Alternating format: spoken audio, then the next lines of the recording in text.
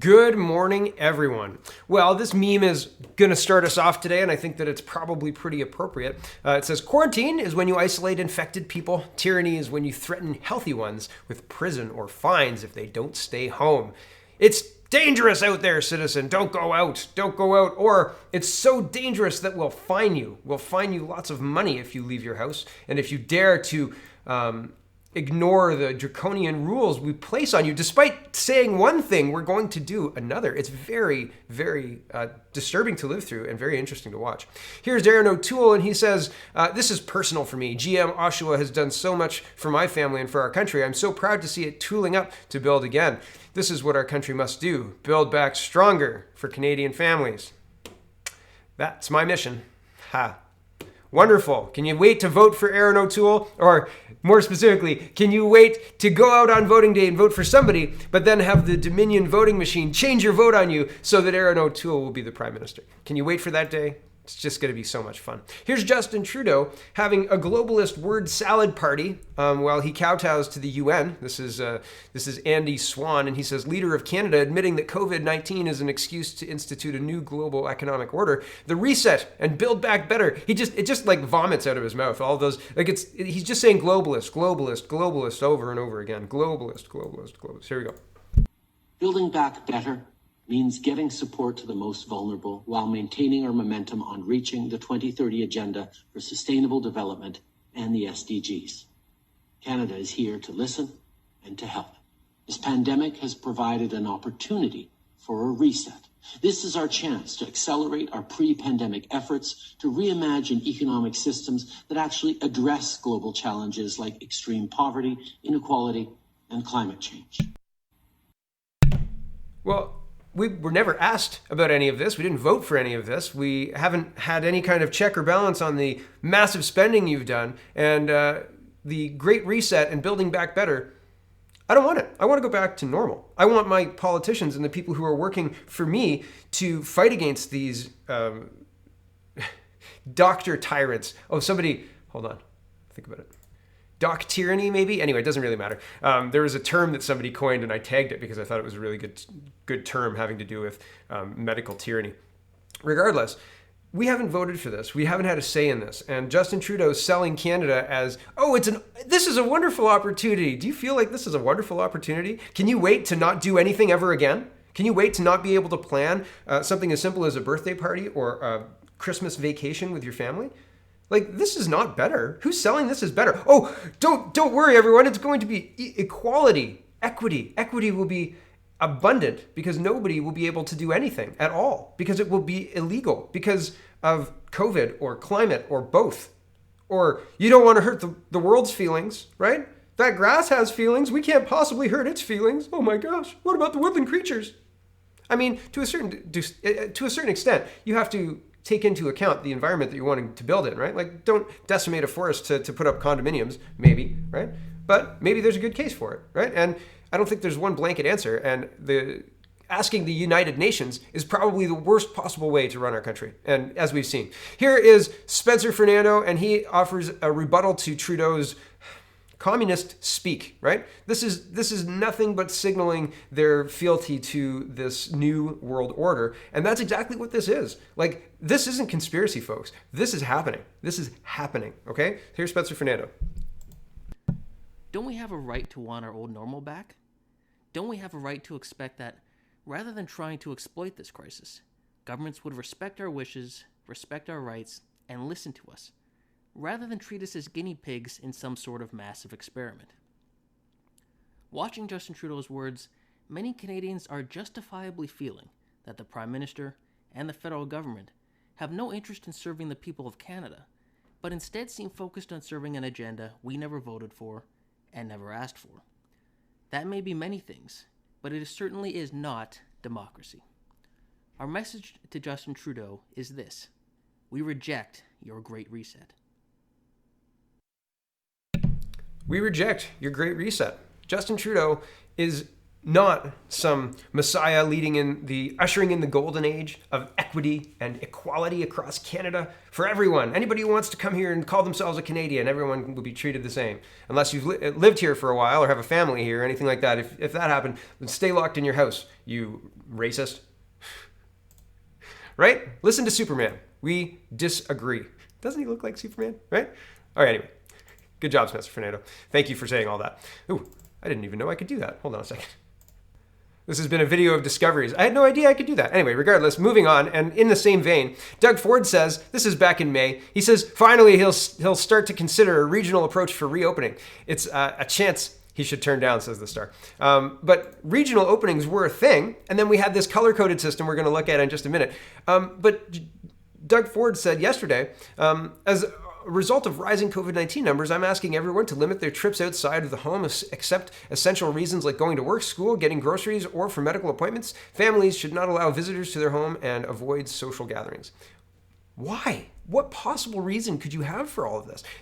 So they introduced this new system, and this system doesn't explain what's closed and not closed. It just tells you the ticks for each one, right? So you've got prevent, protect, restrict, control, and lockdown. Control. We're just going to control you for a bit for your safety. You just stay here. We're just going to hold you here for your safety. This is never a good thing, people. Like, this is not good happening in real time, right? Like, we're at the point now where people should just be going and standing in front of City Hall and banging pots and pans and saying, stop it, right? And telling those people to tell Premier Ford, F off. Like, this is, you can't open your businesses, you can't run your life, and you're at the mercy of these people. And the reason they did this, I'll say this again, is because they got caught by the businesses demanding proof. The restaurants and bars have been closed for a month, and yet, because of this, and because they released this, and this is the old metrics, not the new metrics. They just reduced them because the doctors said, we told them it should be a fraction of what they actually released, and then public pressure created the new lower standards. So in the new lower standards, the restaurants and bars are still being punished despite the fact that they couldn't possibly be the result or the cause of these outbreaks, right? And so I looked for the what's restricted, and this is the adjustments framework for Ontario, right? This is what's closed and what's open, and this is the same thing. But yeah, the reason they did this was so they wouldn't have to prove to businesses. They wouldn't have to give the businesses the data that they were demanding, right? Now they just say, well, it's in the framework. The framework says you have to close. Framework. Not my fault. It's the framework. It's like when you say to a 4-year-old, it's not my fault. The clock says it's 8 o'clock. And what time is your bedtime? And they say 8 o'clock. And you say, that evil clock, man, to blame. Not me. It's not my fault. If I could change the clock, I would. If I could change that framework. But, we all agreed on it, and the medical experts agreed on it. And so I can't say anything about the framework. The framework is what the framework is, businesses. And you've got to close. Because why? Well, schools are fine. Lawyers are fine. Financial departments and businesses are fine. Dentists are fine. Strip clubs are mostly fine. But bars and nightclubs, you're done, right? It's just ridiculous. It's not ridiculous. It is a creeping communist invasion, and there is nobody standing in the way. And maybe I'm wrong. I desperately hope that I'm wrong. I desperately hope in 6 months people are all back to normal and laughing and joking and able to plan vacations and are being able to be free, etc. We're going to get into the case numbers here in just a minute, but CTV is calling for the hammer. Time for the hammer. That's interesting, isn't it? Isn't that? I've heard that somewhere before. We'll get to that at the end of the show. Hammer and scorecard, right? Time for the hammer, says CTV News. We've got an election to fix. I mean, doctor says as feds resist stronger national efforts to halt COVID-19. This doesn't have to do with elections. It has to do with hammering people. Because, the level, the names are very, they want to protect and prevent. But once we're past those, it's restrict and control you and lock you down. Right? They just want what's best for you, right? To be controlled and to be restricted, to be locked down, right? I don't know how this is calculated. So I don't know what numbers feed into this. So math people, please help me out. Help me out in the comments, put an equation, the equation that I need to plug the numbers in to get the 31.1. How many deaths, the 7-day moving rate per 100,000? I'm trying to find this, and I thought clicking on this would work, but clicking on this doesn't do anything. And so this is like the rate that is governed by this, right? We're in actually orange now because they lowered all of these, but previously we were in yellow. The prevent doesn't have like remove masks or masks aren't mandatory in schools, etc. The fact that they don't talk about the dangers of masks is just really off-putting as well. It goes to them not really looking or being interested in data.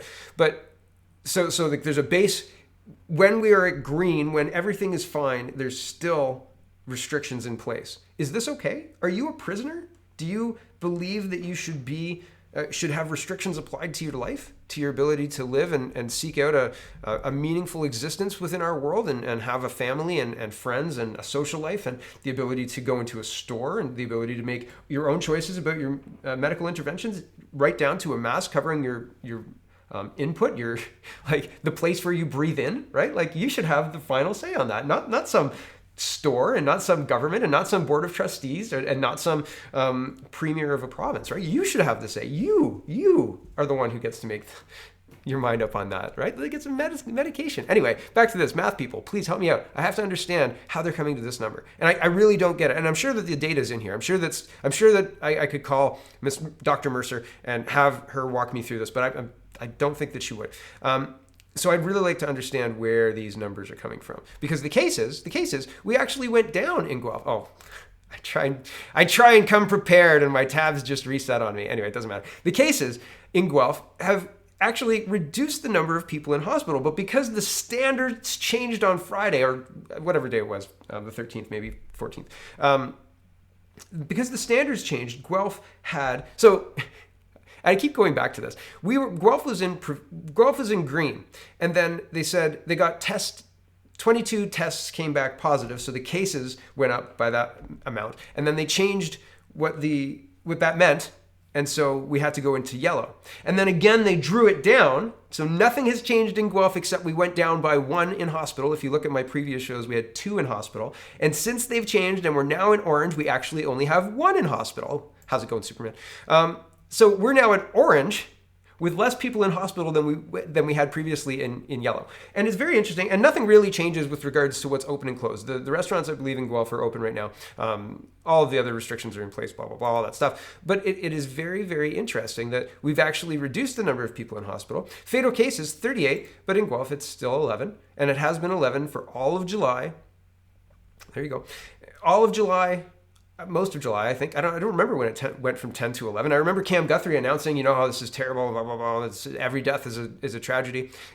We've had lots of opium deaths, and you didn't do an every death is a tragedy for each one of them. It's just kind of disingenuous. Anyway, starting Monday, residents can expect, that's today, to see additional COVID-19 screening when they go to some Guelph facilities. Oh, yay! As I've said before, we have 1 less in hospital than we did on the other week and we were in a lower tier. And this also goes to the Costco situation, right? The Costco situation of removing your rights. I looked at the Ontario Human Rights Code. If you have a disability that prevents you from wearing a mask, you should have every right to go into Costco without a mask. And there's no way that I can see that they have around that. So I'm going to call and talk to the manager and find out what that's all about. And I'm going to let them know very clearly that if they will allow me to access my exemption, that I will still shop at their store. And if they will not allow me to access the exemption, then I'll file an Ontario human rights claim. And I mean, maybe that'll work, maybe that won't work. People were like, and 7 years later, you'll have to fill out the form in Chinese to make sure that it's processed by the new government. The new government out of Beijing, right? Because we'll just send everything there. Because, well, actually, it'll be through the United Nations, I think. But this is wrong-headed and stupid. And here's another one. Ontario long-term care effective today, November 16th. Visitor restrictions will apply to public health regions with the orange restrict and red control levels in the COVID-19 response framework. So in addition, now people are just announcing their own restrictions for their own color-coded. If this isn't centrally controlled, we're just going to have people making up their own rules about everything. About absolutely everything. Just like, oh, I'm sorry, you can't come in here because of COVID. I've made this rule and it's for your safety. Alberta has reported 0 cases of influenza so far this season. This was kind of a throwaway at the end of a November 13th, I guess, Edmonton news. And well, here it is. There have been no lab-confirmed cases of influenza reported in Alberta so far this flu season. Weekly data released by Alberta Health Services says Thursday shows there have been 0 lab-confirmed cases of influenza and no hospitalizations yet this season. To compare this year's numbers to last, by November 8th, 2019, there were 139 lab-confirmed cases of flu in Alberta. By that time, 42 people had been admitted to the hospital with lab-confirmed influenza. No deaths related to the flu were reported at this time last year. My question is, how many people were admitted to the hospital in Alberta with COVID-19? Was it around 42? I don't know where to look for that, and I'm not going to go look for that right now, but that is one question. And usually I would do that, but I've got lots to do this morning. I've got Costco people to call. We've got lots to do. So I apologize. I'm going to leave this, but tell us in the comments. I'll pin it. If you know where to get that number, and if it's anywhere near 42, maybe that's what Douglas Adams was talking about. Here is the Rebel, and they covered my little story. That's kind of funny. I scooped the Rebel. Mennonite community in Ontario is being treated as second class by public health authorities. Oh, Ezra. Dr. Mercer treats everyone as second-class people, right? Everyone is second-class people. So she's just treating everyone equally, right? That's how she works, right? She's just better than everyone, right? She gets to dictate. It's a very interesting piece. They put up Elon Musk's tweet. It's actually quite a lot like my show. Ezra, are you watching? Very interesting. I haven't heard from you. Here is Mayor Nenshi talking about multi-generational isolation sites. And Pundit Class says COVID concentration camps. That's his terms, not mine. But it is concerning. It is concerning. I don't know how you can continue to walk through and just say, well, it's just for a little while. It's just for 2 weeks. It's just until January. It's just until next summer. It's just until.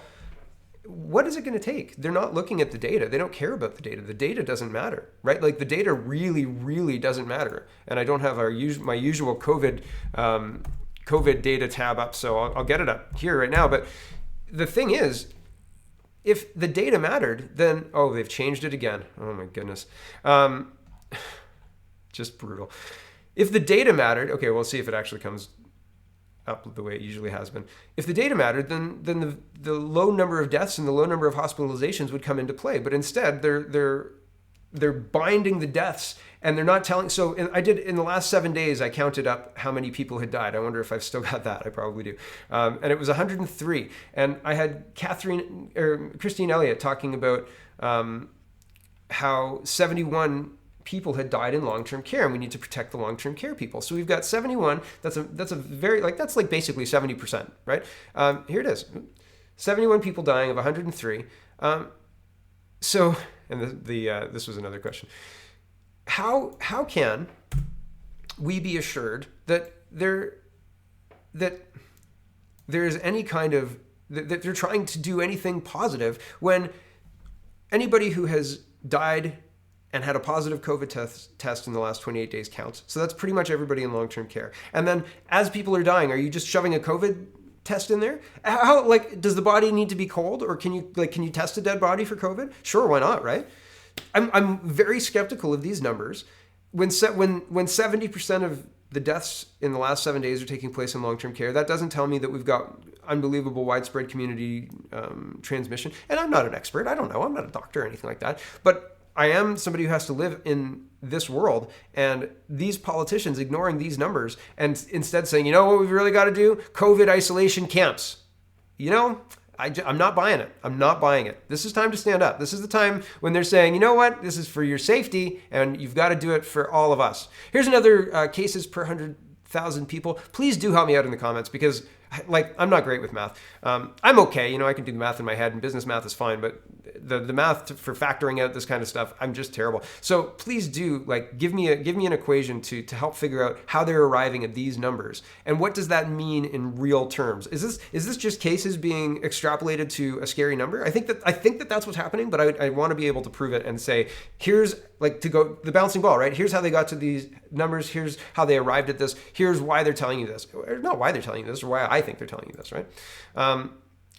All right, my tabs. Okay, they're not going to sleep. I found a couple of ways to calculate it, but they're from this one's from Coastal Health District. I found one from Nebraska that was calculating per capita. So I did try to look it up, but it was inconclusive. I couldn't arrive at the same number that the Guelph.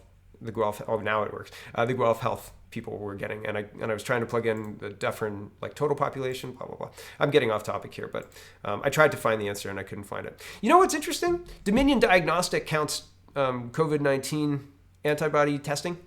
Isn't that a little interesting? I don't know if there's any connection between Dominion COVID-19 testing and the Dominion voting people. I really don't know. Their websites look eerily similar, right? Like there's here it is.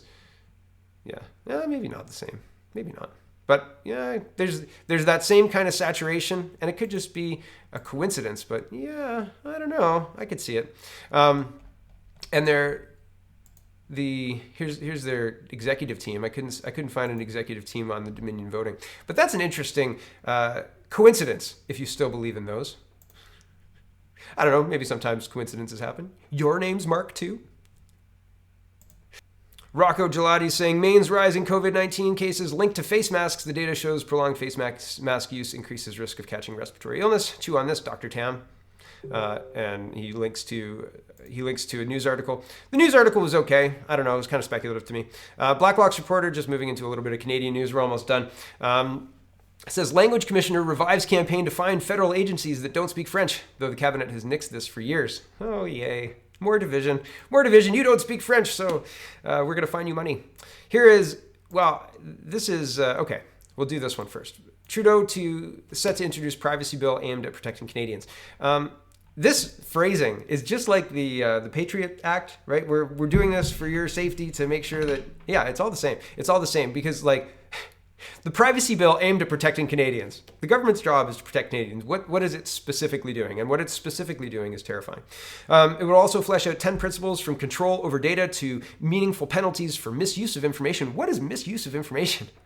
That make up the Federal Digital Charter. The plan for a legislative overhaul follows repeated calls from Federal Privacy Commissioner Daniel Theron to modernize Canada's aging privacy laws. The Liberals have signaled their intention on the parliamentary notice paper to introduce a bill that would create a Consumer Privacy Protection Act and the Personal Information and Data Protection Tribunal Act. Yay! If you own a website, somebody can just sue you or tribunal you for data? I'm not sure. He has pressed for new authority to issue binding orders to companies and to levy fines for non-compliance with private privacy legislation. Theron also wants the power to inspect the information handling practices of organizations. No, just open up your server. I just want to have a look.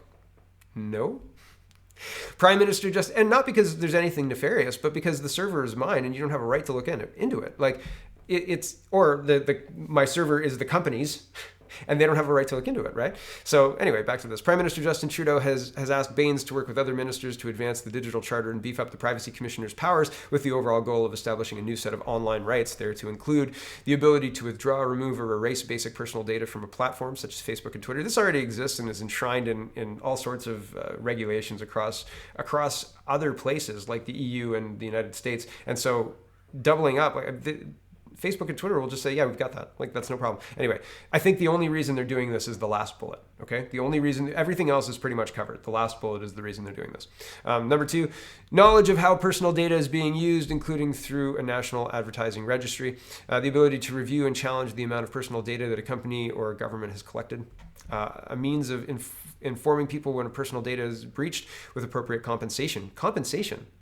Like, the data is, like, say you are an e-commerce company and you have shipping addresses. That's valuable only insofar as you can send like for the company, you can send the stuff to them, the product to them. And it would be valuable on the black market for sure for other reasons. But how can you calculate a compensation for that? Like, this is scary. The last bullet, the ability to be free from online discrimination, including bias and harassment. Who defines what bias and harassment are? David Lametti? Ooh, that's terrifying. Here is, if you haven't watched this, I'm going to play this minute because this is going into U.S. politics, and this seems like very clear. It seems really clear, and I think that we're going to see more this week. And I mean, Trump has said this is going to the Supreme Court. This is going to be a legal battle. I'm not accepting the outcome of this rigged election. He's been going off on rigged election for the last, months, really. He's been talking about how mail-in ballots would be a disaster and rigged election and all sorts of stuff. Here is his lawyer. This is Sidney Powell, I believe her name is. And she breaks down what she thinks that they have and how she believes that they can prove it. And the reason I'm showing this to you is because lawyers don't say this stuff unless they've got it, right? Like, they talk about the point after it's in the basket. right? And take that for, like, they haven't won their case, but they're very, very confident. They're very confident. Okay, here we go. Yes, well, he is listed as its former Admiral Peter Neffinger, or retired Admiral Peter Neffinger. He is president and on the board of directors of Smartmatic.